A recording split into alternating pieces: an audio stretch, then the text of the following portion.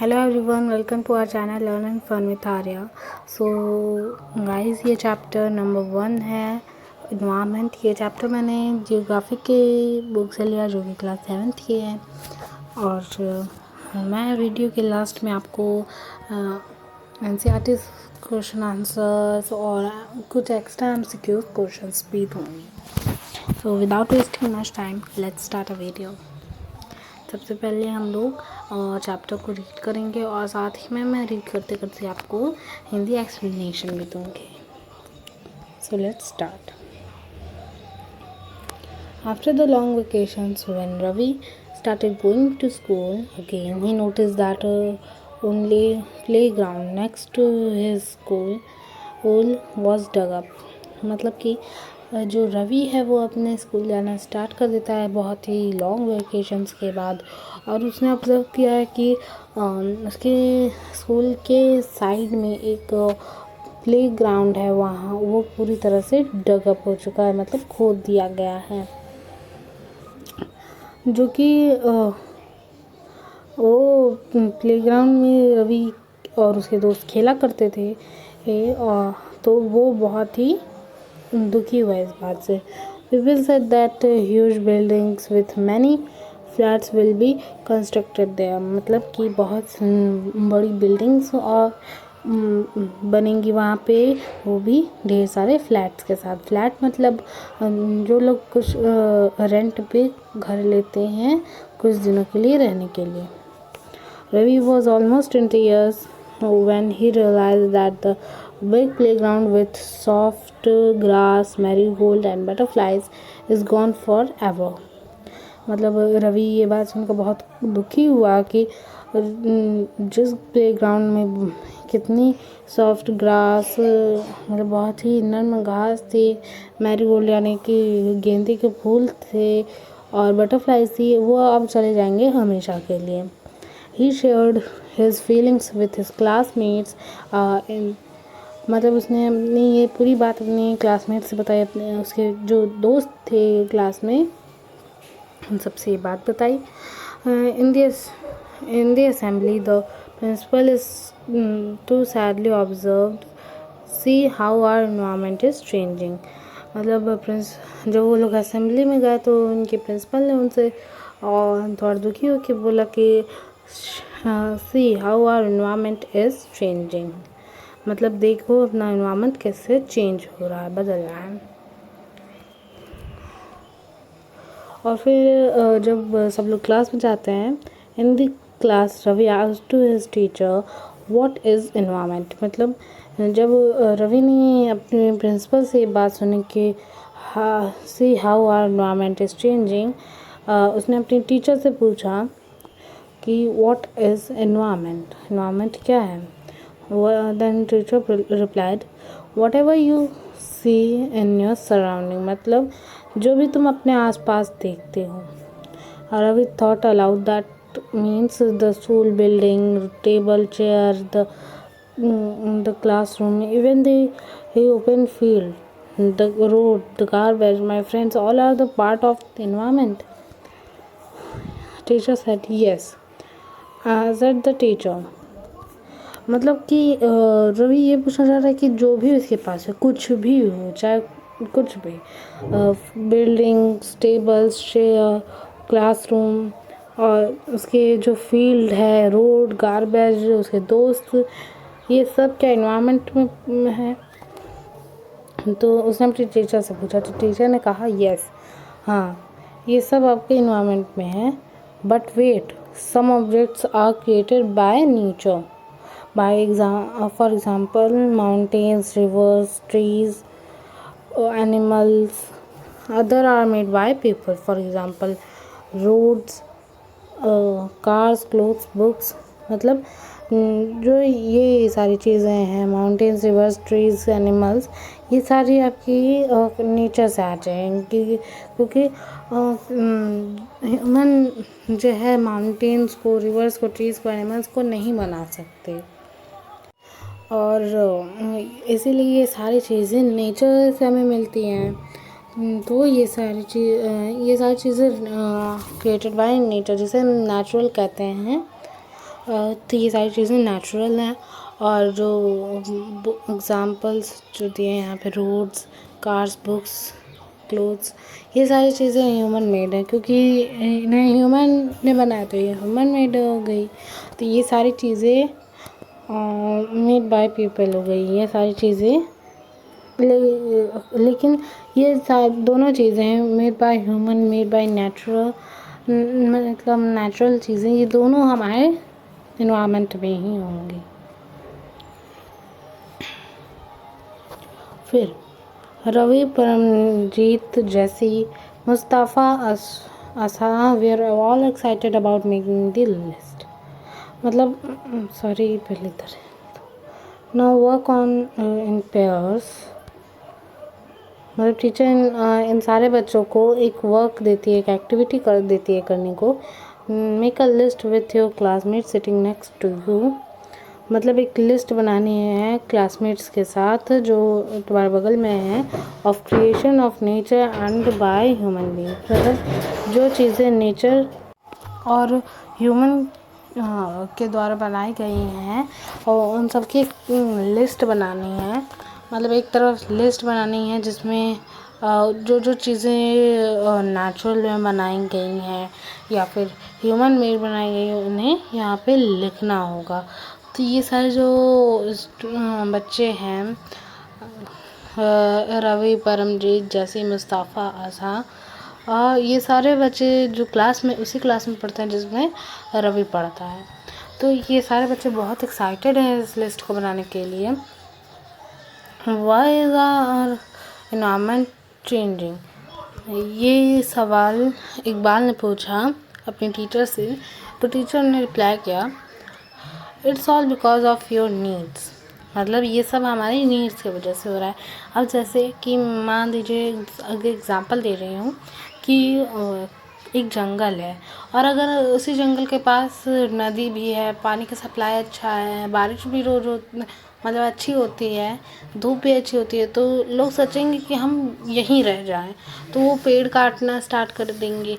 बहुत सारे पेड़ जंगल काट डालेंगे, फिर वहाँ पे घर बनेंगे और जो कि हमारी नीड्स होंगी, और जो पेड़ की लकड़ियाँ होंगी उनसे कुछ सामान बनाएंगे जो कि और उससे हो सकता है घर भी बनाए।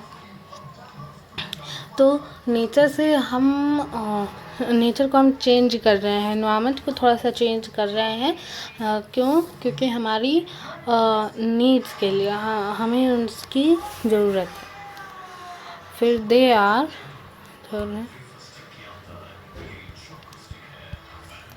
Increasing day by day.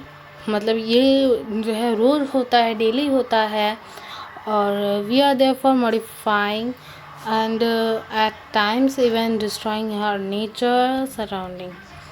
मतलब ये at a time हम लोग नेचर को डिस्ट्रॉय कर रहे हैं। जैसे कि मैंने अभी आपको एग्जांपल दिया था पेड़ काट के घर वर बनाने का, ये हम नेचर को डिस्ट्रॉय कर रहे हैं जो कि ठीक नहीं। द टीचर रिप्लाइड,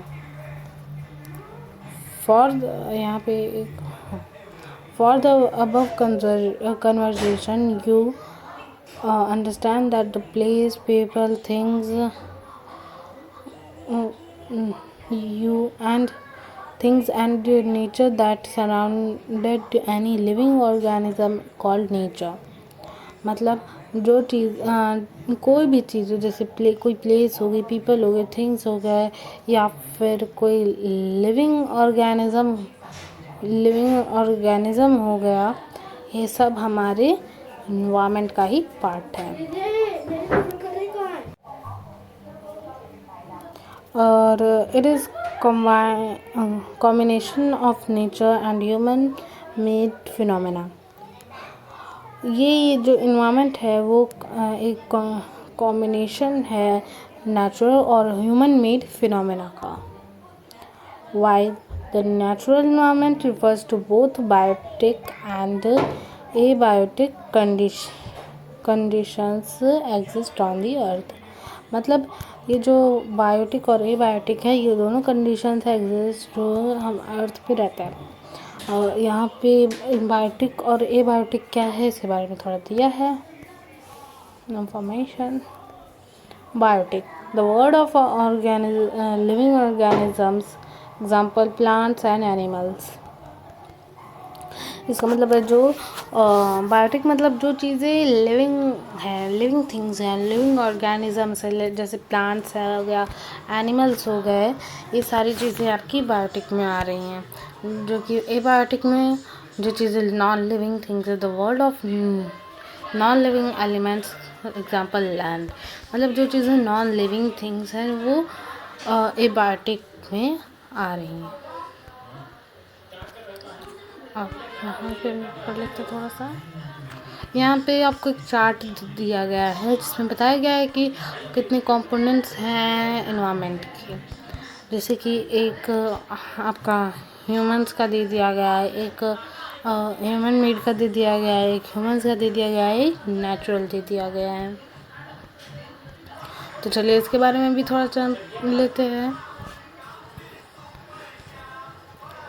सबसे पहले है ह्यूमन मेड।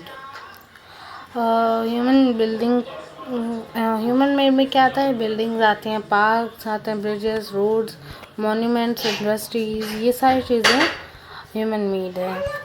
जो कि ह्यूमंस की लाइफ कैसे होती है वो भी हम लोग अभी देखते हैं।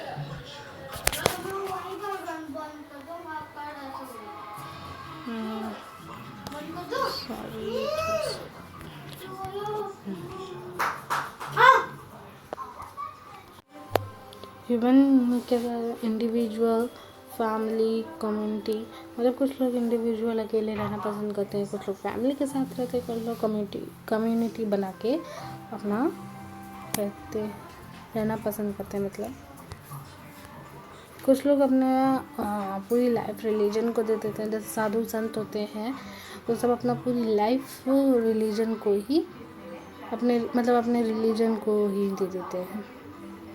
फिर एजुकेशनल आ गया अपना, मतलब सब लोग एजुकेट होना चाहते हैं, हो भी रहे हैं। इकोनॉमिक और मतलब ये और पॉलिटिकल सिचुएशन, मतलब पॉलिटिकल सिचुएशन सब बहुत ही ज़्यादा बढ़ गई हैं।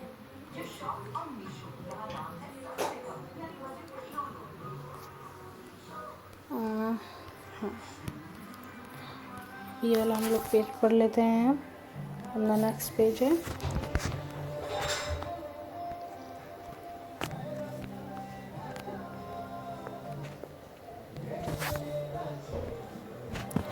human environment revolves the activities, creations, interactions among human beings।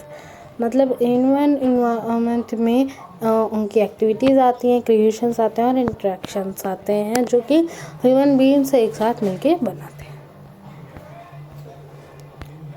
यहाँ पे अब हमारे नेचुरल इन्वायरमेंट के बारे में बताया जा रहा है। Land, water, air, plant and animals compares the nature environment. मतलब लैंड, वाटर, एयर, प्लांट्स और एनिमल्स जो है कंपेयर्स द नेचुरल इन्वायरमेंट, मतलब ये सब नेचुरल इन्वायरमेंट के अंदर ही आ जाते हैं। You are familiar with the meaning of lithosphere, hydrosphere, atmosphere and biosphere from your previous class. मतलब आपने क्लास 6 में लिथोस्फीयर, बायोस्फीयर और एटमॉस्फेयर, बायोस्फीयर, इन सब हाइड्रोस्फीयर, इन सारी चीज़ों के बारे में ज़रूर पढ़ा होगा और हम इसमें भी एक बार रिकॉल ज़रूर करेंगे इस क्लास में भी।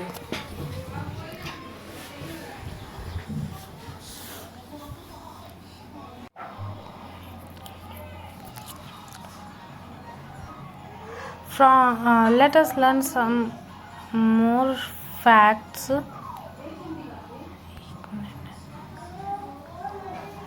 about these domains। मतलब इन सारी चीज़ों के बारे में हम लोग एक बार फिर से पढ़ेंगे। लिथोस्फीयर इज सॉलिड क्रस्ट और hard top layer of the earth. मतलब जो लिथोस्फीयर है वो सबसे सॉलिड और हार्ड टॉप लेयर है अर्थ की। It is made of rocks, minerals and covered by the thin layer of soil। मतलब जो लिथोस्फेयर वाली लेयर है, मतलब ये मान लीजिए एक पार्ट है, पीस पार्ट है लैंड का, ये लिथोस्फेयर है। तो ये किस किन चीज़ों से बनी होगी? ये रॉक से बनी होगी, ये मिनरल से बनी होगी, और ये बहुत सारी सॉइल से बनी होगी, जो बहुत सारी मोटी लेयर्स ऑफ सॉइल से ये लिथोस्फेयर बनी होगी। It is irregular surface with various land forms such as mountains, plateaus, plains, valleys etcetera. मतलब ये बहुत सारे वेरियस लैंड फॉर्म से बना है, सच एज माउंटेन से बना है, प्लेट्यूज से बना है, प्लेन्स, वैलीज एक्सेट्रा, बहुत सारी और चीज़ों से बना है। Landforms are found over the continents and also on the ocean floors. Ocean floors क्या होते हैं? Ocean floors मतलब ये आपका ओशन है, और ये आपका ओशन हो गया, तो ये जो नीचे जो लैंड पार्ट होगा, सॉलिड पार्ट होगा, ये आपका ओशन फ्लोर है।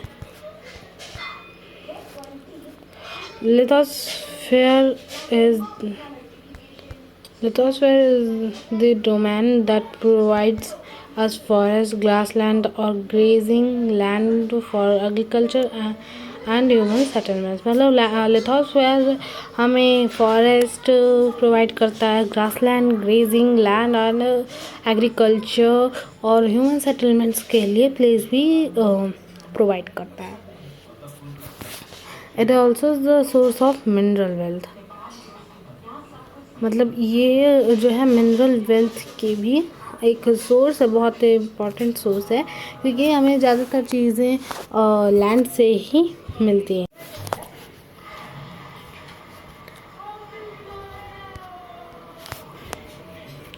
The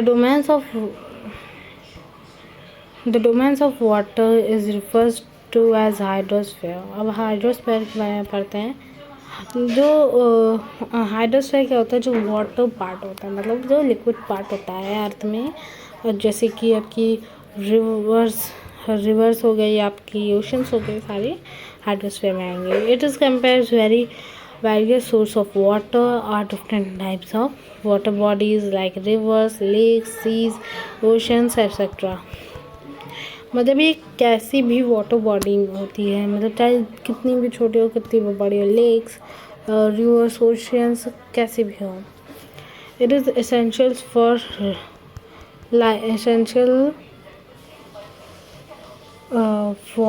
ऑल लिविंग ऑर्गेनिजम्स, क्योंकि पानी के बिना कोई रह ही नहीं सकता है, वाटर सबको चाहिए रहता है जीने के लिए। So it is very essential for living organisms.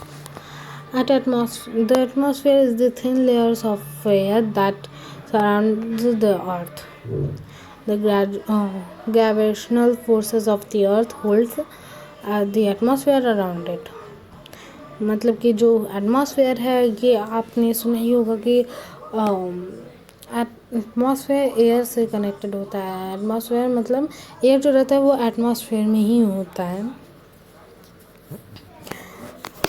जिसमें कई तरह की गैसेस भी होती हैं।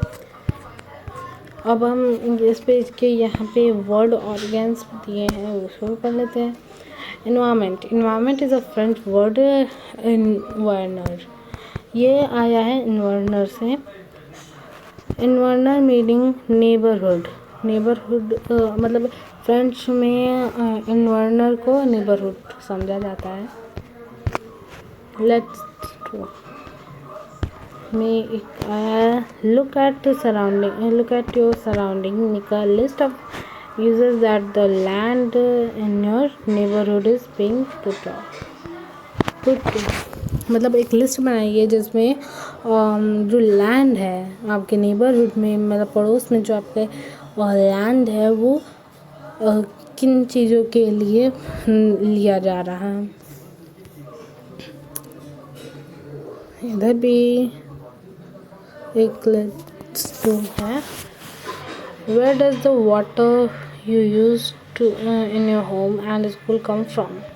मतलब आपको आपको पता करना है कि आपके घर में और आपके स्कूल में जो वाटर आता है वो कहाँ से आता है. Make a list of the different uses of water in your daily life. Have you seen anyone wasting water? How? मतलब एक लिस्ट बनाइए जिसमें आप यूज़ करते हैं वाटर को डेली लाइफ में, और अब आपको क्या कोई ऐसा दिखा है जो वाटर वेस्ट करता है और कैसे, ये भी आपको पता करना है. कॉलेज जो है यहाँ पे, observe the sky while coming to school.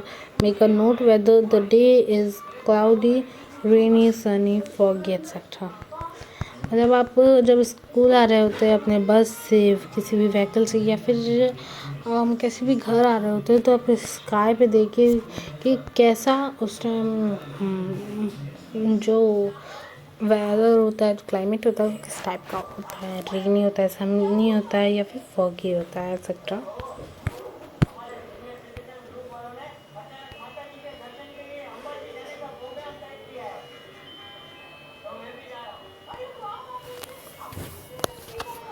From the harmful rays and scorching heat of the sun,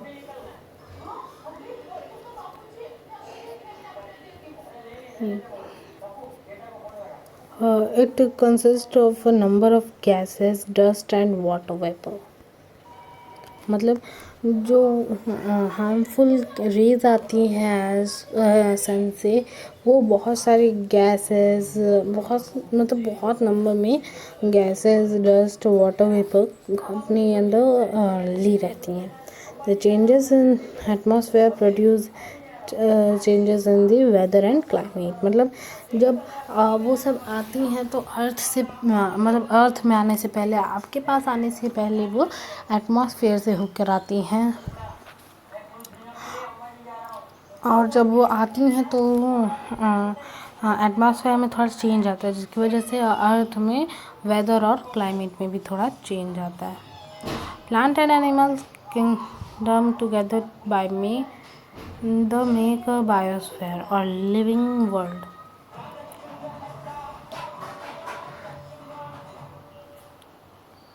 मतलब ये जो प्लांट्स हैं, एनिमल्स हैं, ये सारे एक किंगडम बनाते हैं मिलके, जो कि बायोस्फीयर में होता है और लिविंग वर्ल्ड में होता है. जो जीने के लिए जो वर्ल्ड होता है उसको प्लांट्स और एनिमल्स के बनाते हैं मिलके. It is narrow zone of the earth where land, water, air interact with each other to support life. मतलब अब बायोस्फीयर कौन सा हो गया, जिसमें आप रहते हो. आप अगर आपके आसपास जो है नदी, पेड़, पंछी, ये सब मिलके क्या बनाते हैं, बायोस्फीयर मिलाते हैं. What is ecosystem? At an NCC camp that Ravi's class was attending, मतलब NCC कैंप में रवि की क्लास अटेंड कर रही थी, मतलब गई थी ऐसे ही घूमने के लिए या फिर कुछ सीखने के लिए. तो वो लोग ऐसे ही गए थे लर्निंग के लिए, और फिर जैसी explained what is a heavy downpour. मतलब फिर जैसे उन्हें एक्सप्लेन किया कि what is heavy downpour. It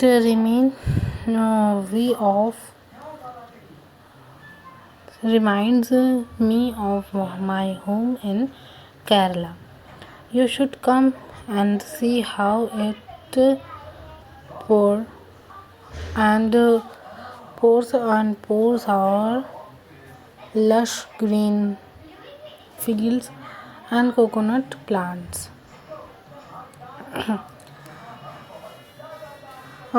जैसे explain that what is a heavy downpour. It reminds me my home in Kerala. Means शायद जैसी केरला की होगी, और उसी और जब वो केरला में थी तो उसके यहाँ कुछ होता होगा, pour and pours, pours and pours and pours over the lush green fields and coconut plantations, ऐसा कुछ होता होगा। तो वहाँ पे एनसीसी कैंप में उसे कुछ कुछ डाउनपोर ऐसा कुछ रिमाइंड आया होगा।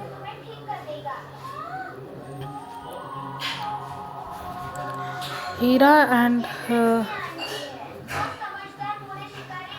and Jaisalmer explained, "We get no rains. We see only kekar and sand as far as their eyes can see. But you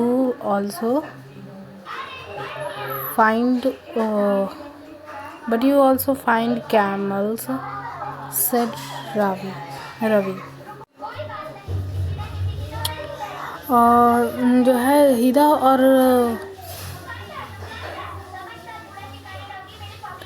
और जैसलमेर भी शायद उनके क्लासमेट्स होंगे, या फिर वहाँ पे एनसीसी कैंप में वो लोग होंगे। तो उन्होंने बताया कि वो बिल्कुल भी रेन नहीं पाते हैं और वो केकार और सैंड ही देखते हैं। केकार उसे कहा जाता होगा, जो सैंड ड्यून्स होते हैं शायद उन्हें ही कहा जाता होगा।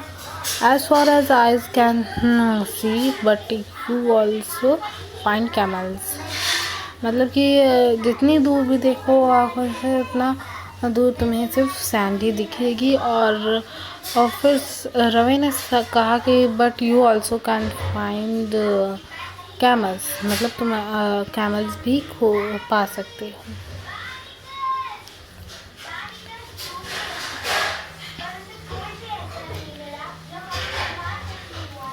Hira says, not just camels. If you visit a desert, you will see snakes, lizards and so many insects too. मतलब कि वो लोग डेजर्ट में थे और उन्होंने देखा कि वहाँ पे मतलब हीरा ने बताया उन्हें कि वो सिर्फ कैमल्स ही नहीं और भी बहुत सी चीज़ें देख सकते हैं, जैसे स्नेक्स देख सकते हैं, लिजार्ड्स देख सकते हैं और भी कई तरह के स्नेक्स देख सकते हैं। क्योंकि आप लोग सोच रहे होंगे कि स्नेक्स कैसे, स्नेक्स तो गीली या फिर जंगलों में रहते होंगे, लेकिन कुछ टाइप के स्नेक्स होते हैं जो डेजर्ट में भी रहते हैं। Ravi wondered, why do the animals, the vegetation and the people live vary from place to place?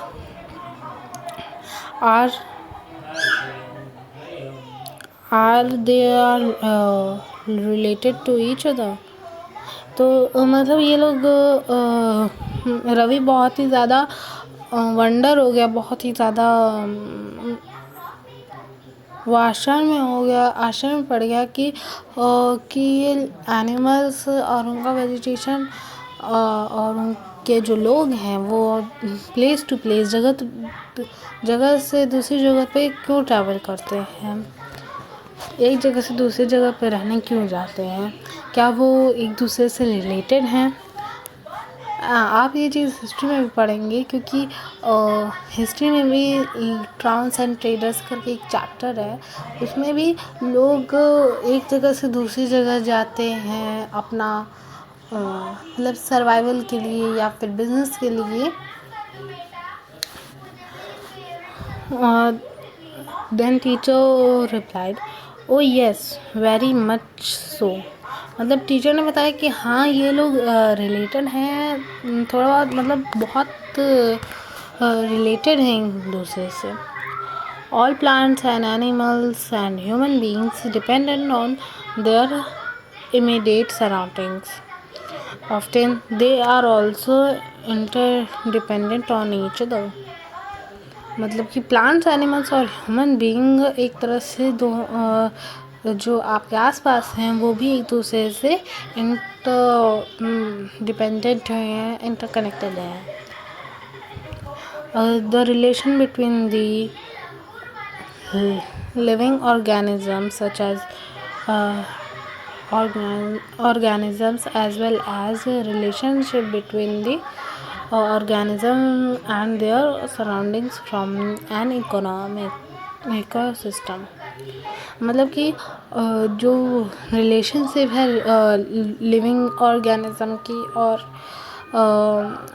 Other living organisms की या फिर अदर ऑर्गेनिजम्स की जो लिविंग नहीं है, नॉन लिविंग है, तो उनका रिलेशनशिप भी आप एक इकोसिस्टम फॉर्म करता है. There could be an ecosystem of large rainforest, grassland, desert, mountains like river, lake, river, oceans, even small ponds. जैसे कि मैंने आपको बताया कि एक लिविंग ऑर्गेनिज्म से दूसरी लिविंग ऑर्गेनिज्म या फिर दूसरी नॉन लिविंग ऑर्गेनिज्म से हो सकता है, उसी तरह से ये सब भी एक दूसरे से इंटरकनेक्टेड है, इंटरडिपेंडेंट है. Do you think the park in which Ravi and his friends played from an ecosystem, क्या आपने उस पार्क पे ध्यान दिया था जो हम लोगों ने सबसे पहले ये जो पार्क था जहाँ पे बिल्डिंग्स बन रही थी और फ्लैट्स बन गए थे, उस फ्लैट से भी एक इन बच्चों का जो एक इकोसिस्टम था वो भी फॉर्म हो रहा था.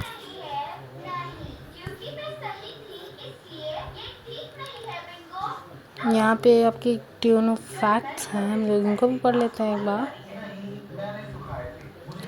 On 5 June every year the World Environment Day is celebrated.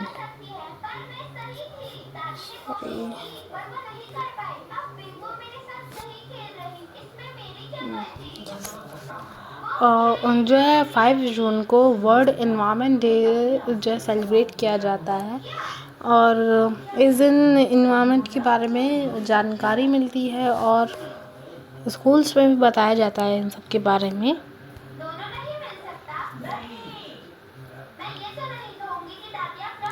यहाँ पे एक ग्लोसरी है.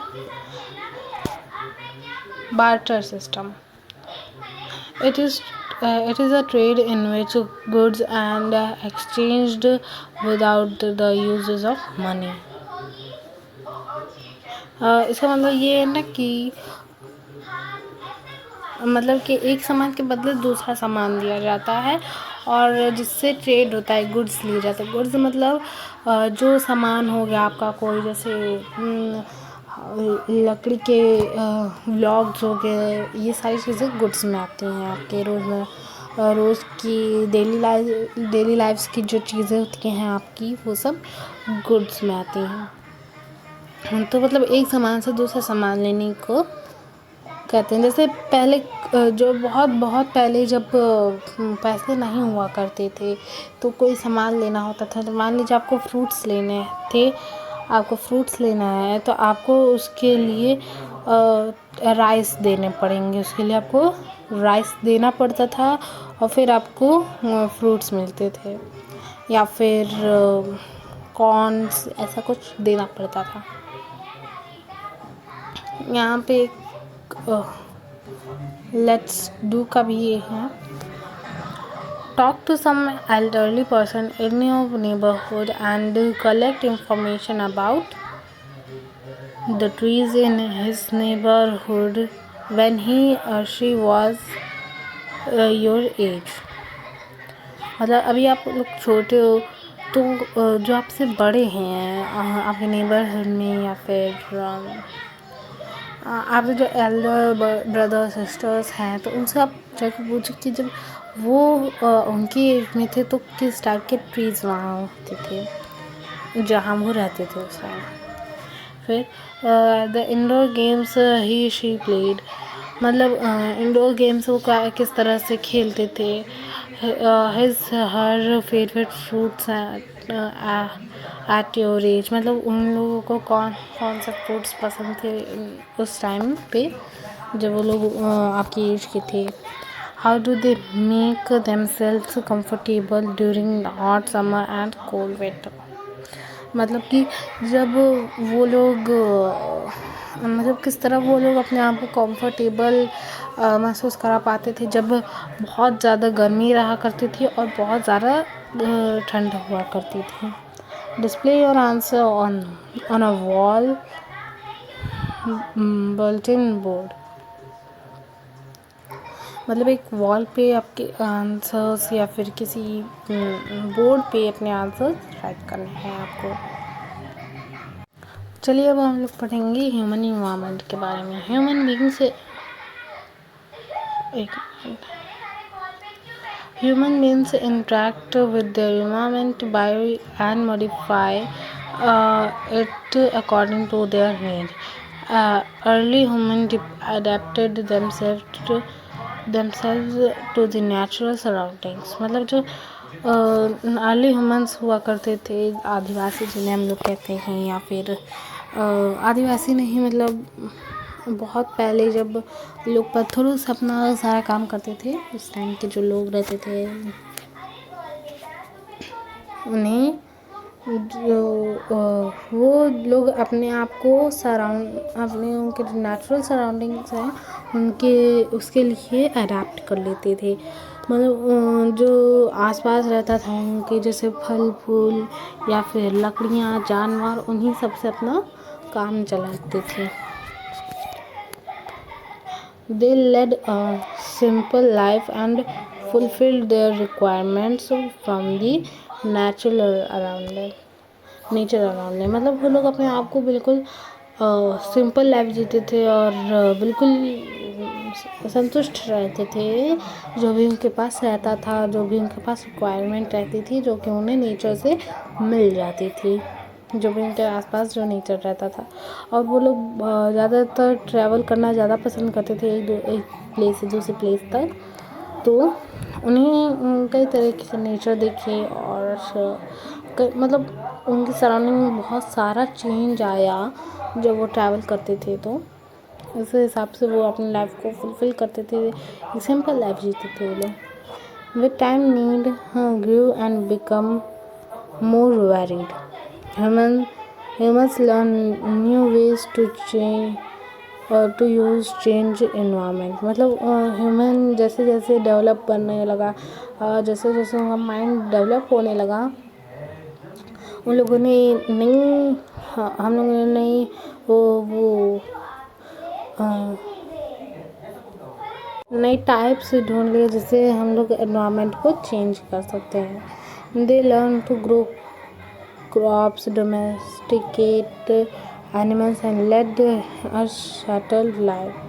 मतलब जब वो लोग उन्होंने सीख लिया कि एनिमल्स को कैसे संभाला जाए और क्रॉप्स को कैसे ग्रो किया जाए, तो वो लोग सेटल्ड हो गए एक जगह और उन्होंने एक सेटल लाइफ जीना स्टार्ट कर दिया. The wheel was invented, surplus food and produced barter system amount.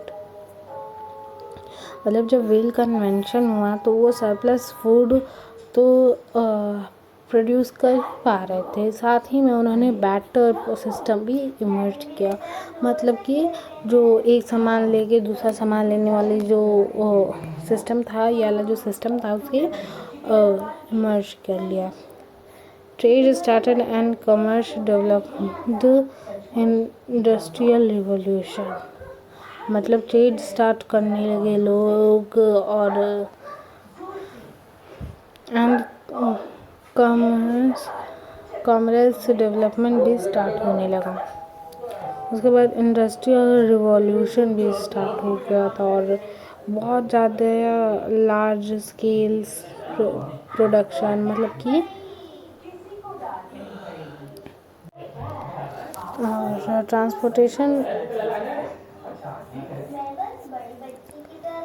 Transportation become faster जो ट्रांसपोर्ट था वो बहुत ज़्यादा फास्ट हो गया था, क्योंकि व्हील आ गए थे, व्हील्स का इन्वेंशन हो गया था, तो उनको जो कोई भी चीज़ ले जानी होती थी वो बहुत आसान हो गया था। मतलब मान लीजिए ये इस तरह से उन्होंने ये व्हील्स बना दिया और इधर एक वुड का एक पार्ट रख दिया, तो इधर पे वो कोई सामान रख देते थे, कुछ रख देते थे, तो उसको इस तरह ले जाने में आसानी होती थी जब वो लोग उसको इस तरह पुल करके ले जाते थे।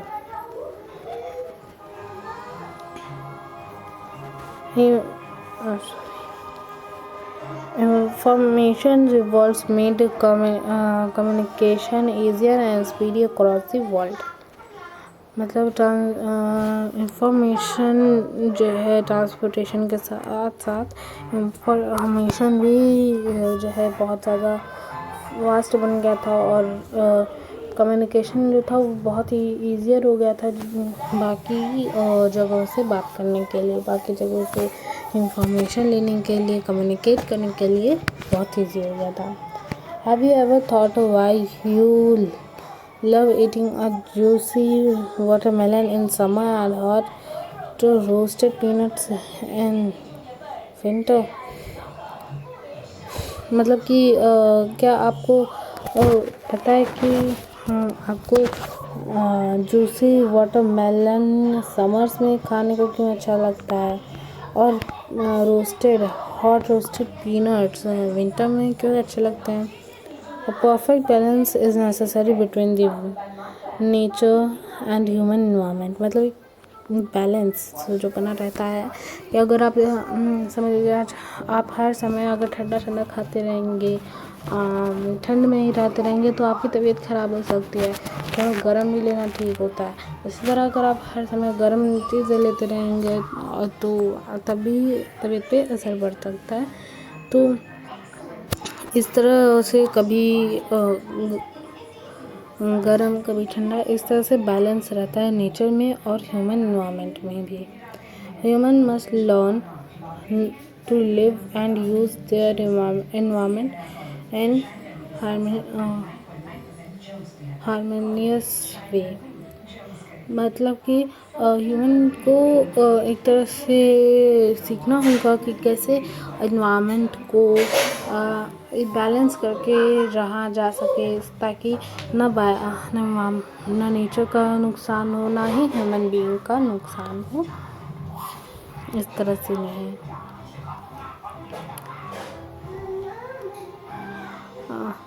Nuri, a girl from Mirazon from Ravi class often talks about the lush green surroundings of her place.